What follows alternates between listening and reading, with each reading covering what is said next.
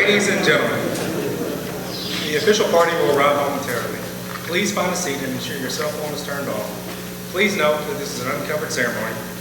During the entrance of the official party and the singing of the national anthem, all soldiers in uniform will not salute. Instead, will remain in a position of attention. Please take a seat. To any left.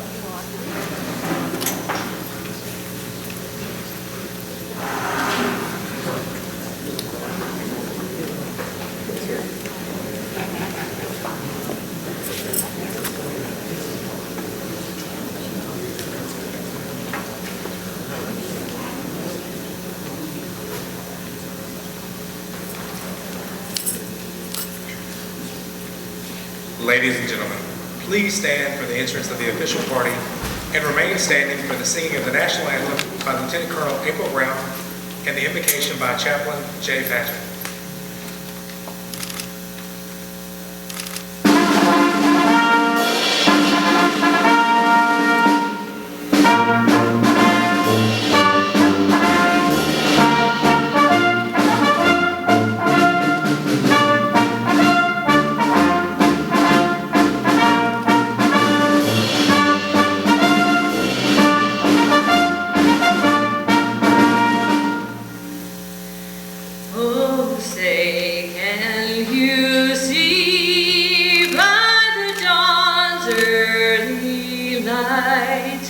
Once so proudly we hailed at the twilight's last gleaming, whose broad stripes and bright stars through the perilous fight o'er the ramparts we watched were so gallantly streaming.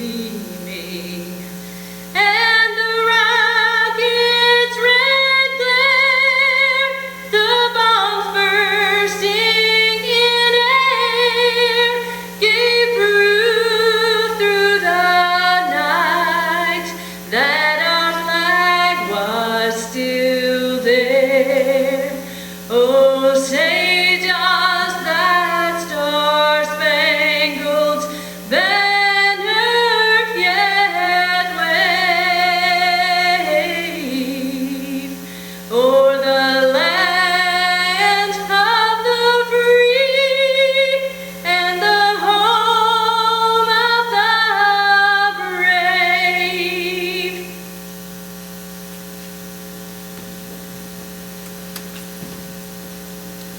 Let us pray together, please. Lord, the words mission accomplished resonates in the hearts and minds of every soldier. Today, I believe we can all heartily say the words that we all long to hear. Well done, thou good and faithful servant. Lord, we give thanks to you for Major General Hogan and his many years of faithful service to our state and country. Thank you for his family, O Lord, who has endured times of separation and sacrifice with unwavering support. To this leader who believes in spiritual fitness as much as he does physical fitness, the words of Simeon come to my mind. May your servant, O Lord, depart in peace. And now may the Lord of peace himself give you peace at all times and in every way. Amen.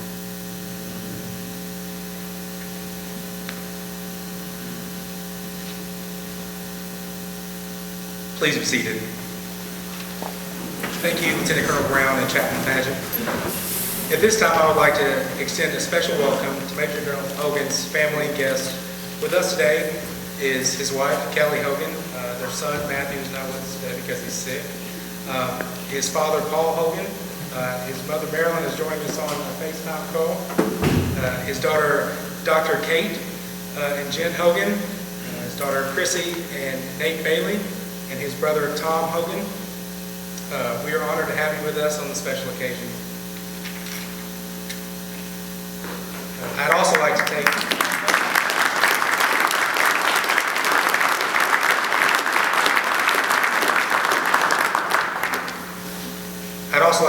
this time to recognize some distinguished guests, some who have traveled quite a distance to celebrate this occasion.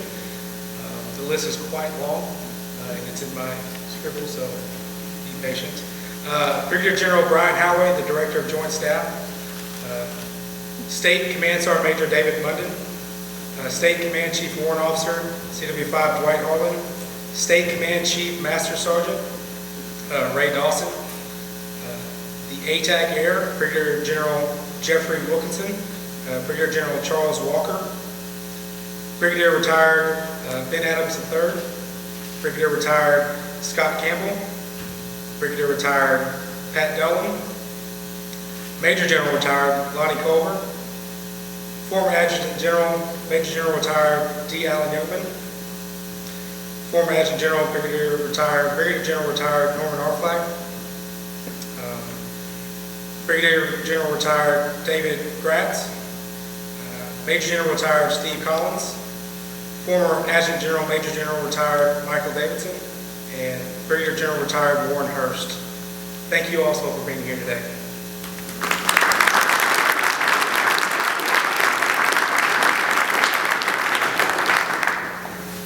Ladies and gentlemen, it is my distinct pleasure and honor to introduce the host for today's ceremony, Brigadier General Brian M. Howay, the Director of Joint Staff.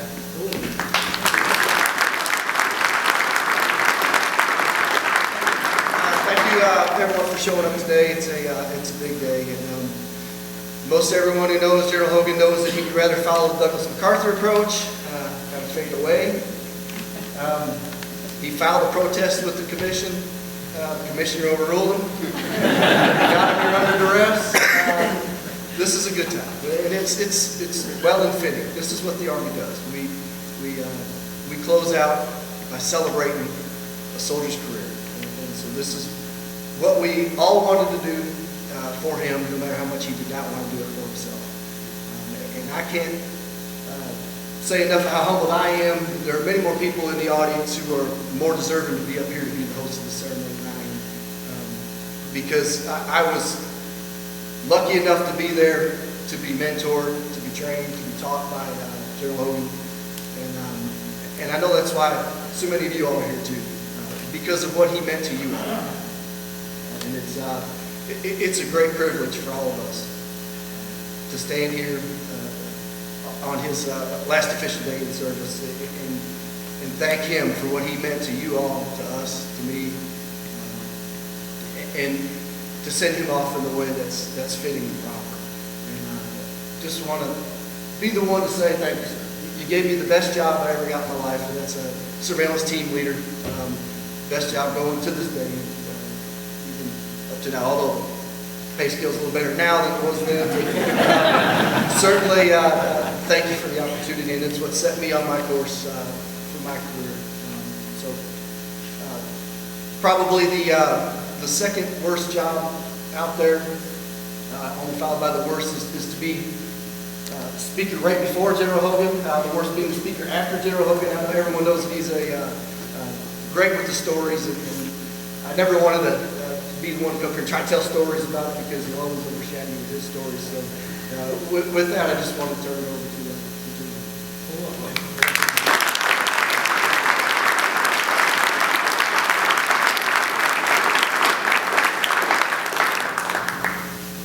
Absolutely overwhelmed at the outpouring of support and your attendance. See people around the room that you've shared some tremendous times with, and some very, very difficult times. And I think that is the soldier's bond that we will only understand. Generals in the audience, I want the remainder to know that I believe we're standing on the shoulders of giants. The legacy that these men have set for you going forward is the biggest predictor and the foundation for your success. So I am grateful, sirs, for your continued mentorship, your friendship, and your interest in very best from the Kentucky Guard. Since I'm trying to make this transition,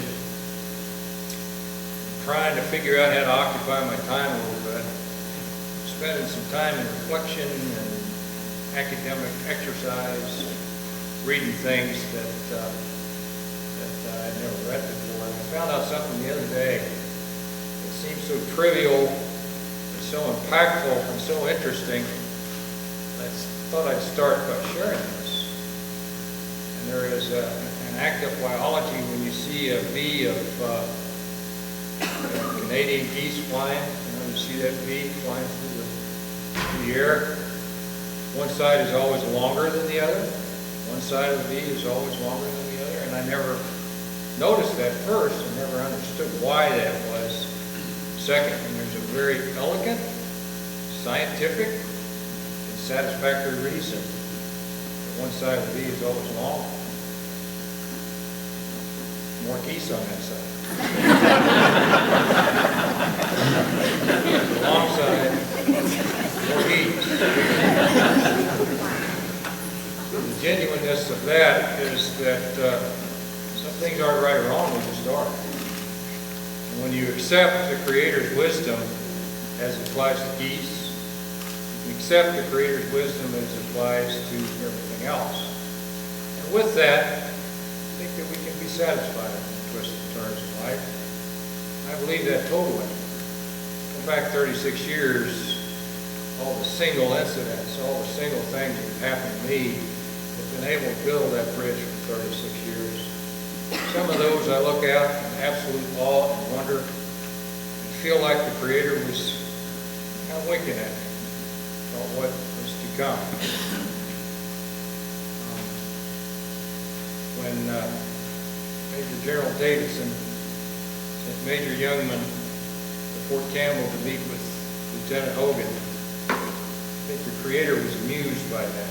3 of 8 of the Adjutant Generals for Kentucky, 30 years, 3 of the 8 are going to be involved in this exchange, in this enterprise. I think that was definitely a wink. In fact, I think the Creator's got a sense of humor. He was probably laughing his butt off. The 3 of us got together. Also gave him the news on my dad. And I'm going to tell a story about that. Everybody's surprised. Didn't think you were going to get out of here only hearing about geese, did you? But if you've spent any time with my dad and talked to him any bit, any at all, our voices sound pretty much the same.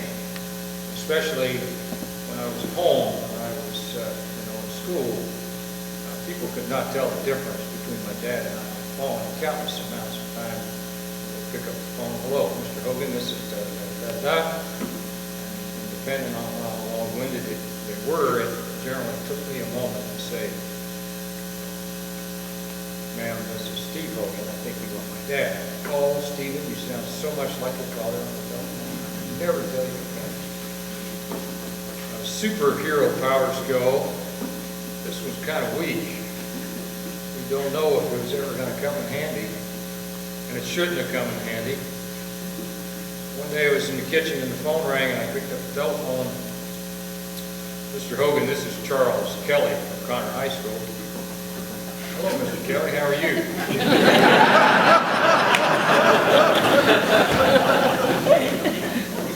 I thought that you should know that Stephen was involved in a little scuffle at school in a basketball game. Got in a fist fight with this boy. I thought that you should know about it. I did know about it. I was there. And he went on to say that he believed that a home-oriented, family-oriented rehabilitation was probably the best thing for everybody's interest. And I was thinking that I couldn't agree with him more. I just rehabilitated myself with a bowl of ice cream. A second bowl of seed to my usefulness to society forevermore. So I'd gotten away with it. I was kind of grinning to myself that I'd gotten away with it. getaway car about to cross the state line. I have a great story to tell, several years after that. There was that smart thing, right thing, on it. Mr. Kelly, this is Steve Hogan. Mr. Kelly did not respond to my heroics in a manner that I anticipated. In fact, the whole tenor of the conversation changed. I told him that Dad was aware of the incident and that I would have Dad call him and you all could discuss it. Satisfied. So Dad was aware of the incident. I knew if I went to that basketball game, I was going to get in a fight. I was told as much, pretty much all week.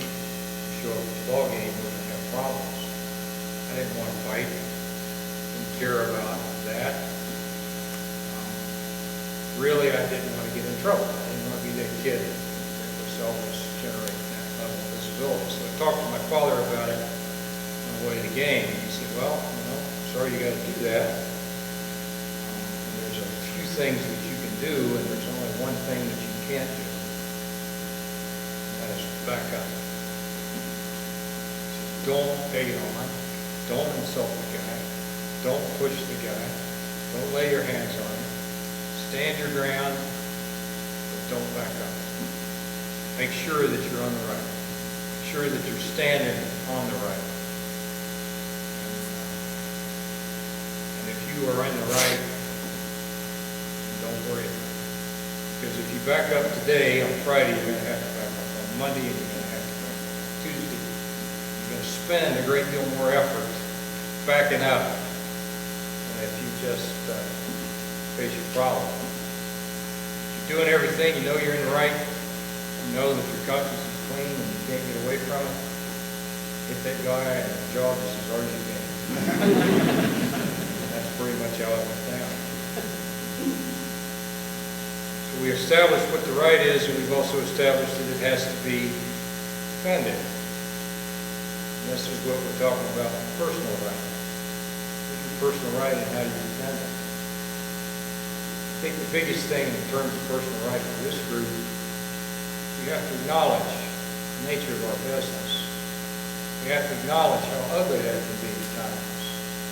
You have to understand that there are things that are more important than other things based upon this ugliness. You've got to know what the supreme penalty is ultimately if we fail. I said once to the commanders, it was just recently, that they did not settle the Super Bowl by looking at the coach's plans before the game and saying he's got a better plan, so this team wins the Super Bowl. The issue ultimately is settled in the mud. Guys that have to hit, take a hit. The guys that do that the best are guys that win the games. And that is the basic right. That should be the basic individual right. So we've got to make our guys able to fight. And everything else should be secondary. That's one of the things I want to leave you with. But that, beyond the individual right, that is the thing that we've got to think about what is individually right for us and how that is complicated. Standing on your principles is difficult enough when they're your own principles. Standing on someone else's principles, an elected politician, President of the United States is going to put you on that hill to defend what he believes is right. Maybe you don't care anything about that. Maybe you don't care anything about the presidential policy that put you on that right hill. Place that you've not going to be. That doesn't make any difference. It doesn't make any difference to the guys that are standing there with you. Because there's not going to be any politicians in that circumstance when everybody's going to fight for one another. The only way to get to that place, the third right, you've got God's right, you've got your own right, and then you've got the Army right. Is to make this unit a team. So make your formation a team. I was privileged enough to serve in a unit that exhibited those qualities, and a number of those guys are here. But they really didn't care what you thought about XYZ. They were your brothers, and they were your comrades. And at the end of the day, when the smoke settled, they would either be standing with you or laying with you. How do we get that notion within the Kentucky Guard?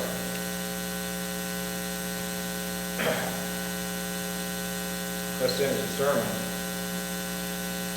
As for me, I'm going to mourn a little bit. I'm going to miss you guys. But that's going to be temporary. And, it is because anything worth doing and anything worth having is really worth mourning. That is tempered by the fact that each and every one of you, family, retired soldiers that I served with, have soldiered your guts out for me. And I'm blessed to have to know everybody has given me the level best, regardless of what direction that was. And how can anybody want that? Next part of that is that got to play on a championship team. I get to go out as a champion, and that means the world to me. So, if you think about the 96 Wildcats, 76 Reds, and 29 Yankees, got to play on the 2019 Kentucky Guard. What a way to go out. Last thing that I'm going to say, if I can remain dignified as I'm going through it, is thank my family. Soldiers' kids, father that started me off right, my in-laws, my best friend in the world, my wife, and little boy. American flags brought me back up. The message was going to be longer, but I think we'll just leave it. Thank you so very much. I'm proud to know every one of you. I'm so grateful that you came out, and you all mean the world. Bye.